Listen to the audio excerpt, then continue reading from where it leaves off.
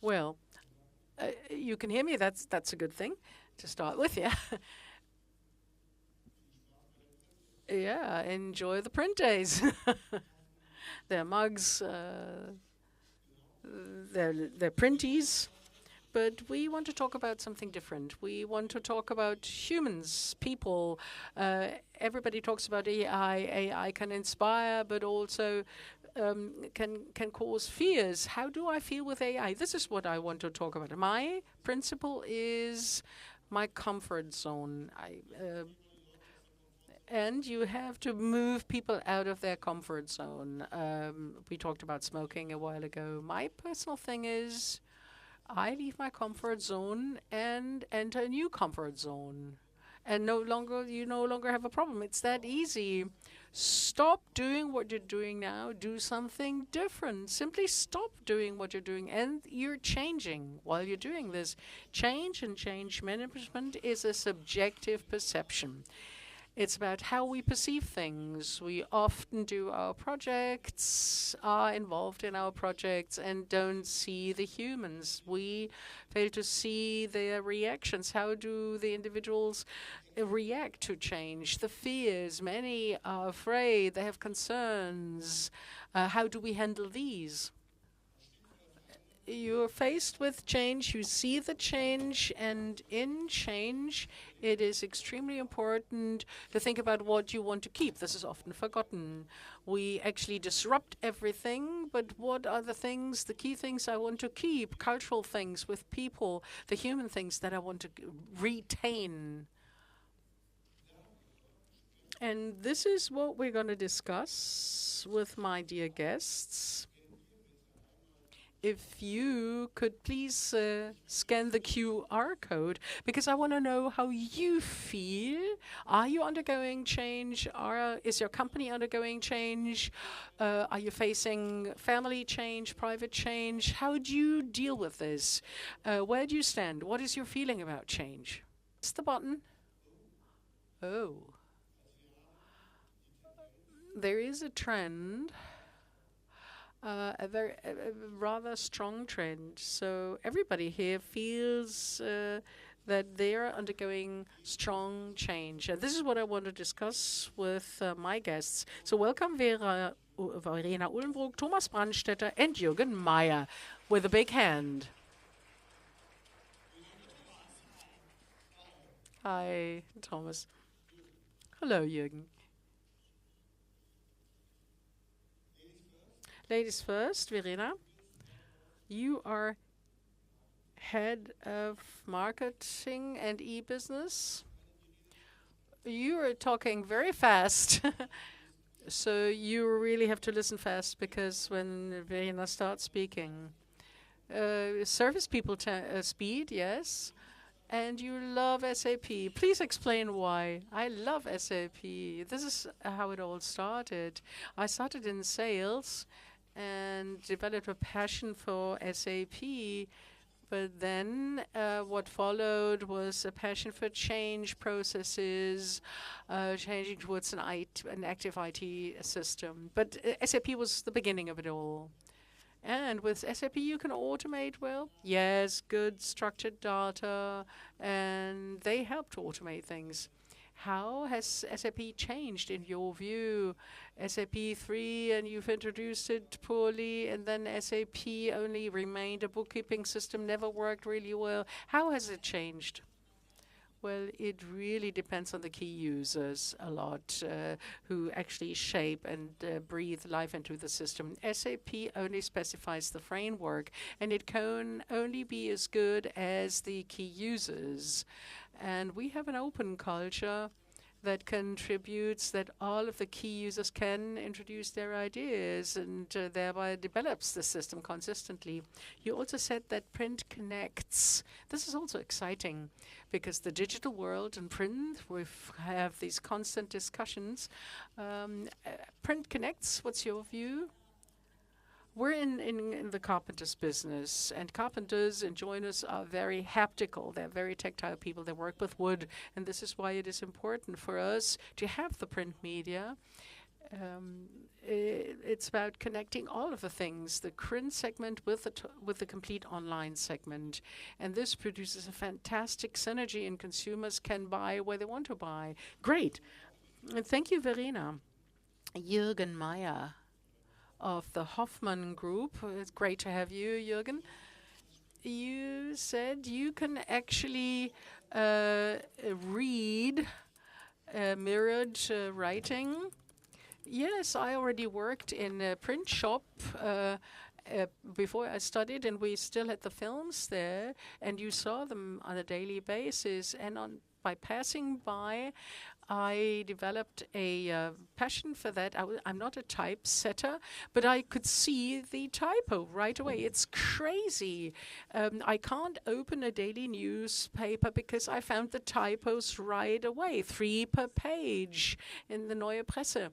And it was not a drama. So you've been familiar with print for ages. So your generation, yeah, since 1990. You love geography, so package tours are not yours. Yeah, I'm a studied geographer and do AI now. My career in between for 21 years, contrary to Verena, I was responsible for AI applications without SAP, PIM, PRIM down, then the governance was built up. In the end, CRM integration was added, so I had a broad spectrum that I covered. And due to a merger of Hoffmann with a new parent company, fact is that new configurations emerged, change, and since January, I've assumed a new role. I will accompany, but I will actually let go towards the mid of the year. In every company, the variety of projects we have to handle, you said that this is really a tightrope act. How do you handle this in your group? Or how do you handle this as a director? Well, it was not really structured in the past. At Hoffmann, they understood we can't carry on like this. There was always a host of projects, and each project was, of course, the most important one for the whole group. And a few years ago, we started LPM in portfolio management, which was a milestone because the group management at least prioritized projects. But this then proved a challenge because you had to integrate it in your daily business, routine business, and to forget about minor projects. So striking the right balance between major projects. And as for HANA transformation is the biggest project right now, with the exception of moving to a new site. And to strike a balance with these small projects, migrations, because they keep the business going. So it's the operational necessities, yeah. To strike this balance, the right balance, is still challenging, also due to a lack of resources. You cannot clone your employees. The economic situation, of course, sets limits to the resources. Yeah, we'll talk about the individual projects a little later. Thanks very much, Jürgen. Thomas, Head of Digital Product Information Management, correct? Product Experience Management, yeah. Yeah. The E, I always forget about the E, sorry. Great to have you. You represent WAGO. And no train runs without WAGO. Yes, true. WAGO products are represented in many products, making sure that people are connected, that the light shines, that the luminaires are not switched off. And this is why we call ourselves Power Connection Company. You're crazy about marketing knowledge. Crazy In marketing technology, over the past 25 years, this has been my hobby horse. I've always been sort of crazy, had ideas of what is feasible, and it is really astounding to see what has become possible over the past 25 years. SAP, I started with a huge project then. SAP used to be sort of limited. We come from a completely silos environment. Everybody has his or her turf, and now we're doing customer experience together, and customers are not interested in knowing whether you're using this or that system. They want to have all of the data in this and that touch point, and this has been the major task for me and my team lately. Product data are linked with marketing data in one compound to optimize our touch points. You also said, Thomas, there are so many issues or things in the systems or in the electronic area that people are unaware of. This is cool. They do not know about the opportunities they have. How do we get this message across? Well, I'd say that it is important to move away from this navel gazing. Look at the customer journey. Look at how customers interact with us. Where is there a disruption, and what does it mean for the customer? The customer then faces a problem. He or she has to go or change to another touch point, then gets different data. Thinking of AI and various touch points with different data sets, this causes a problem, as Horst mentioned this morning in his speech. And this is why it is important that we always focus on what the customer wants to have. And customers showed us very clearly we always have a constantly updated data sheet. And this was one of the great implementations I did with my team. We used the print suite to build a data sheet update. And we can even share this with the external platforms. So really added value for customers. And we solved a huge problem. How would you refer to this? Omnichannel? Or how would you call this? Well, we're beyond omnichannel, I'd say. I do not know whether there is a term for this, because the terms change on a monthly basis. I would say try to analyze your customer touch points and analyze your channels, and have as few disruptions as possible. This is an ongoing job. You will never be perfect, but we're doing our best to constantly improve.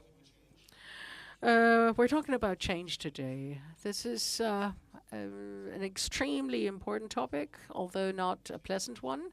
If people do not want to act the way they're supposed to, change management is introduced. Maybe we will talk about this a little bit, but why is change management mandatory these days? Well, when you observe the past 20 years, then one thing has happened. Organizations and systems have changed so radically fast that people could not keep pace with this change. And accordingly, the human must be at the center of the change management rather than the roadmap or the project plan or whatever. And there was this EU regulation that was mentioned. Yes, the EU also specifies beautiful little things, and whichever way, there's some regulations that may be astonishing, but they always also drive affairs that customers can actually rely on more reliable data. I think this is one of the conclusions to be drawn. Well, thank you, Thomas. I would like to provide an introduction now to further topics. Too fast and I'm too slow. Let's look at the change curve. Everything has curves or waves to it. A shock first. Oh, help, change. Oh, no, this is a disaster. If this occurs, we will all die. Then we've got this no phase. I'm not affected, not me. And then you've got this valley of tears. Oh, there's nothing worse, and this will be the end for all. Then the trial phase. Let's have a look. Then then the adoption phase, it's good. And in the end, integration, I always said we'd have to do it like this. This is the change curve that we're going through with all of the topics, whether we buy a car, have a friend, a husband or whatever, a new job or new project. This is the same curve everywhere. The question is only how deep the curve is. With change management, you try to keep it as shallow as possible, to not enter the valley of tears too deeply. And there are always two exit points of this curve, at the valley of tears or at the end. I've tried it out. It's stupid. I don't like it. What about your employees? Well, this is a theory that can be applied in practice time and again.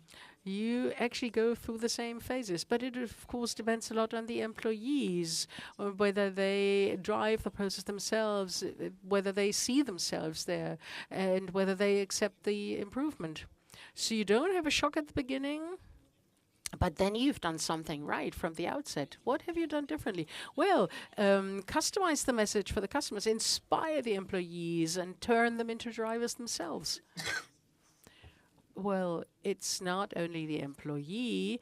I agree with you, but very often the company has to be a role model, actively accompany the change and positively accompany the change, so that the shock is overcome, if there's a shock, as quickly as possible, or prevent the shock from happening, turning the shock into just attention. Who's the highest change manager? Of course, the highest boss is the leading change manager. Shock, no, valley of tears.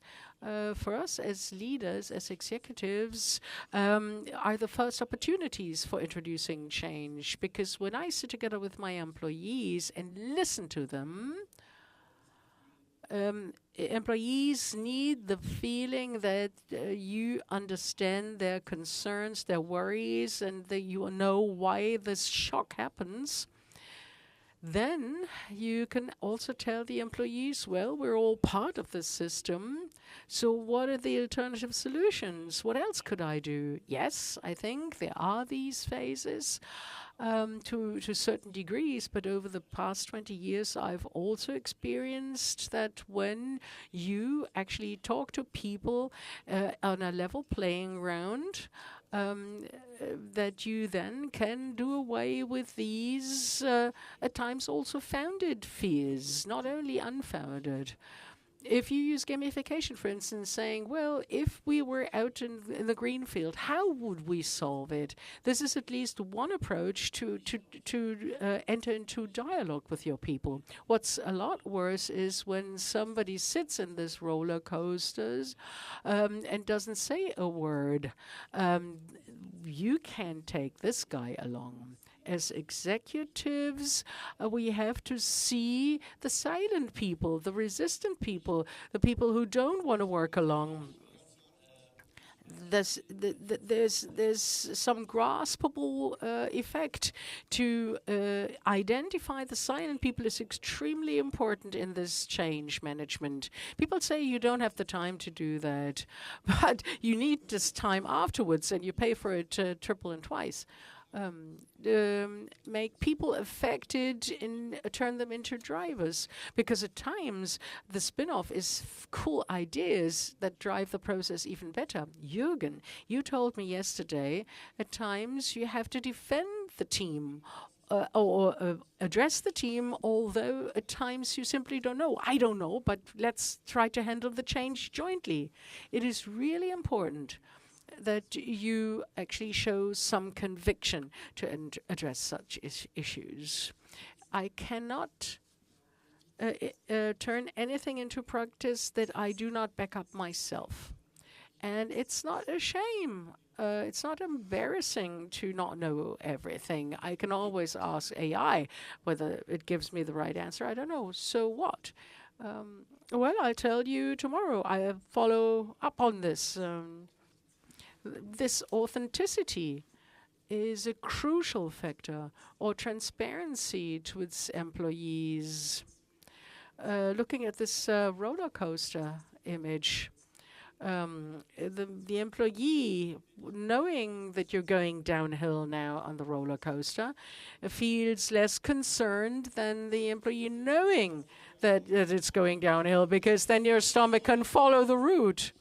Yeah, but it's more of the adrenaline junkies. They are also helpful for some projects, but in general, the openness, the transparency is a key factor. I've been doing projects for 30 years now, and I learned that in projects it's really important to have stability, and you need that either at home or in your family. You need a stable background. But in projects, it's always about the change, and you want to have an improved outcome, which we don't always achieve. But success factors for the sustainability of projects, what are the success factors, in your opinion, to have a long-term, sustainable, future-proof solution? So, for example, in company management, or where do you see the important parts?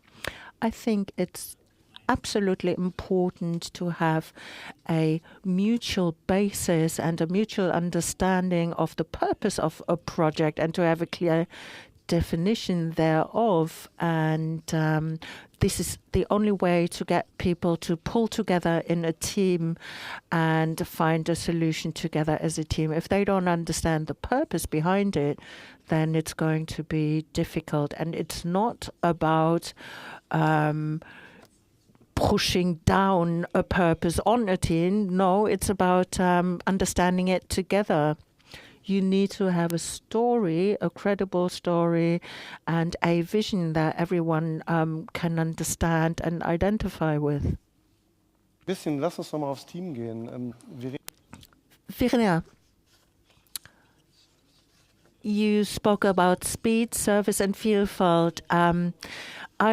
Diversity. I want to talk about the speed. You said that your project needs to be completed in about a year. So for return on investment, we talk about 1 year or 1.5 years. Why do you talk about 1 year? Yes. The new integration of the online shop, for example, or integration of the ESP, a year is tight and it's ambitious. But if you get your employees on board, you can achieve that. Do you enjoy this? Yes, definitely. I've got some members of my team in the audience. They are going to confirm this. Yes, this is something close to my heart, and also to get employees on board and to enable them to grow and ultimately make them ambassadors. And I think I agree with the previous speaker. Yes, it's important to develop things together with your team. You can't just put things in writing and say this is the way it. No, if you allow your team to be on board, then you can also open up to change. I did some coaching in the past, and I learned that there is a phase for the implementation where change is absolutely important, and where it's important to get people on board and also to check how they feel. How do you deal with anyone who is in opposition? So we, for example, had the denial phase or the state of shock phase. How do you ensure that you have effective communication with those who are not on board yet? I think it's very important to understand why there is opposition. There might be various reasons for opposition. It might be the feeling of not being taken seriously, for example, or feeling like not being included in the implementation process. And over the last 20 years, from experience, I can tell you that having a conversation and directly approaching those who are opposed is the right approach. You always need to keep the dialogue going, because if you show people that you take the time to understand their feelings and that you're interested in why they oppose, then that's the best way forward. But sometimes it's a matter of time. You need to talk to people, but you don't have the time because you need to get your project going. And sometimes you have a very tight deadline of 1 year or 2 years, and then you need to conscientiously decide to take time to speak to those who are opposed. Yes, and ultimately it's time well invested, because if you get them on board, then you save time. Well, let's look at project management methods and how they have changed. We talk about AI and lean, and how do you actually deal with that? How do you deal with that? I think everyone uses a mix of these different components. My experience with the projects over the last 20 years is that it definitely makes sense to define a working model with the team. The agile model might work in one project or with a supplier A or B, but once you start a different project, you might see that you can't take the same working approach. And so you need to find something that works for the specific team, that works for the specific group. Which method leads to the result doesn't really matter in this case. Sometimes you have people who can work with this method. Sometimes you have people who can work with that, and you need to make sure that you can bring this together. How about employees? We have various models, we have those who keep charge, we have different characters in your team, you have the entertainer and so on. Do you do that in your project? Do you analyze the strengths and weaknesses of your team members? Is that something you do in one way or another? Yes, we try to do this. Definitely we're willing to try, and a project can only be successful if you put the right characters in the right positions. And sometimes it evolves throughout the project which characteristics you can use. But sometimes it's just a matter of resources. Yes, and you can only work with the people you have available. Yeah, just like you said, sometimes it's a matter of resources, and sometimes you don't really have a team where you can place people to a certain position where they can provide an added value. But it's important, despite the resources, that the team chooses their own methods, because self-determination is important to the team, that they're not dictated what to do from the top. And you need to understand yourselves as a group, so that there is no ego in the group. Yes, we've got a software supplier, for example. We've got an external partner, so we have companies we work with from different sectors. And for my projects, the expert knowledge takes on the leadership positions. But on the other hand, you can also think about the setup of your team. So, for example, if you only have alpha roles in your team, then of course there will be a conflict between the service providers and the expert departments, and you need to make sure that you have the right fit. And sometimes, yes, it does happen that sometimes you need to exchange positions because some people might not be the right match. And in a project where you invest a lot of money, you do need to make sure to get up another image. Yes, here we have Cortis, and he landed in Mexico, and then he destroyed his vessels and his ships. That's an approach where you can say once a project is completed, you destroy everything. And sometimes this also applies to migration, because you can't go back to the old way. You only have the new way for employees. So you need to focus on the positive. And Thomas said you had a very successful project where you introduced the templates. What was the change all about for you? To me, the biggest change was the data sheets that we delivered with the print suit. It was quite complex, but we managed in a very short time frame, thanks to having systems interacting with each other. And we had the support of our IT departments, of course. The good thing to me was the customer's feedback. And I think if your customer is happy, then that's the best achievement you can have. Larger retailers and large platforms were very critical. They just wanted to have a simple PDF. And now, 2 years later, everyone is very happy. And one of our biggest customers in Germany, Sonnenprall, told us that the data sheet we delivering now is a real game changer, because they know that the customer on their website gets up-to-date data constantly. So you took the update from your environment. Yes, we did WAG2, for example, and we noticed that an American company actually takes all our data sheets and then sells them on, which is another issue. We noticed this because our server was struggling when they downloaded everything, but it's also positive feedback. If people take your data off you, it's evidence that we did a good job.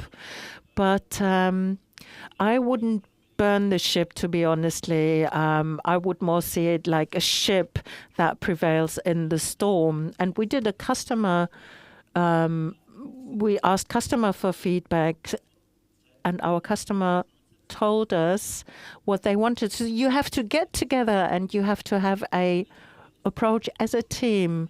So, for example, if our management wants to introduce change and the customer doesn't, then we need to see where we meet in the middle. And based on such conversations, we came up with the idea that for our sales, we have a platform, an analog platform, and our sales employees can now generate tailor-made specific catalogs for our customers at the click of a hand. And here you can see the value add. So this is what I mean when I talk about listening to our customers, working with our employees. And, you know, your ship might be struggling, but you need to see how to steer it to deliver for all the parties involved. And that's not my work, that's the work of my entire team. They come up with the great ideas. I'm not really too involved in the details. I listen, I act as a moderator, I assess the ideas, and I think that's also important. As leadership staff, we sometimes need to take a step back and support those who are courageous enough in the team to come up with ideas. So, yes, I noticed that in my team. When the team noticed that somebody was there to look after them, they really speeded up. And, you know, this is what change management is all about. It's about the right person. More image. This is a member of staff.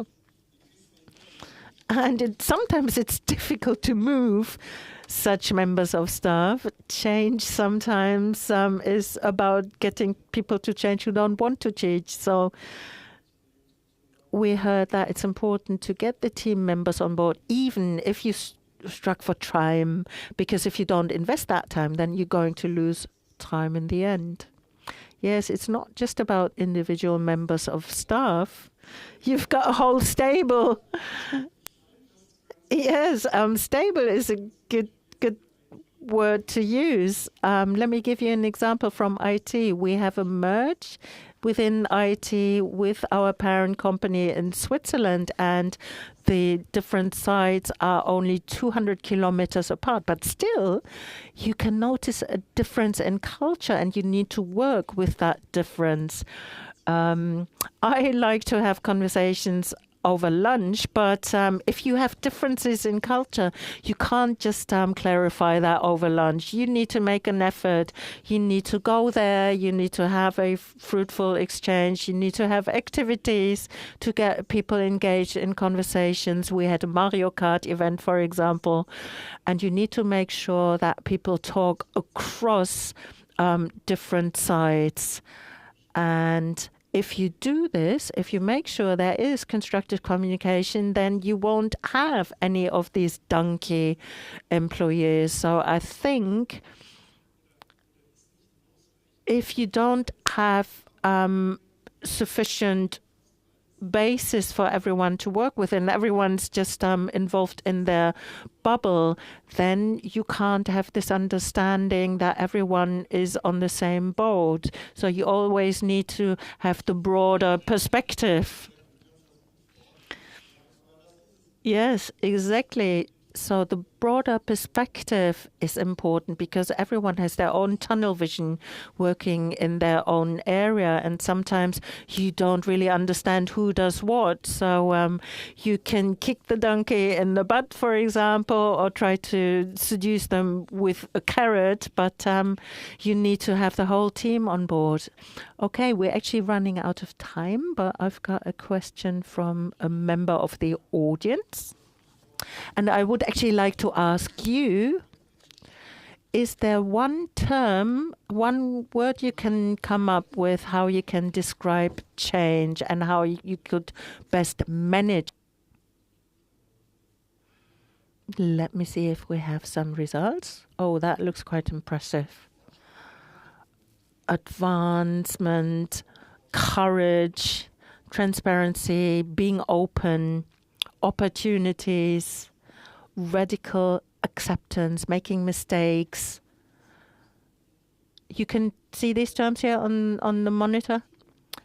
Okay, well, thanks to everyone for putting together these words. It's very interesting to see this and to feel this. So we talked about the fact that this is something that happens on the individual basis, and that's why we need to get the individual involved.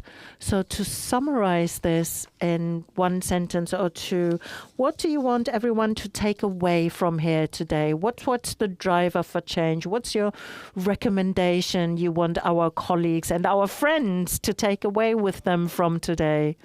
We've got courage, opportunities, advancement, progress. I like the word courage.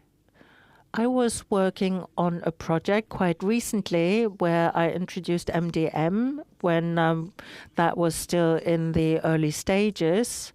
And when I looked at this for the first time, many of my colleagues in the company thought I was having some hallucinations. And they were asking me, well, what do you want with this? This is not necessary. And now it's been established in a number of data domains. And what you can see from this is that my courage to go forward with this and to be brave enough to leave your comfort zone. Yes, exactly. That's what it's all about. And again, now I'm starting a new project, and I have courage to start something new with AI. And actually, I think it's quite exciting to start something new. Yes, I think, but we are the people who like change and who like to design new things. Yes, exactly.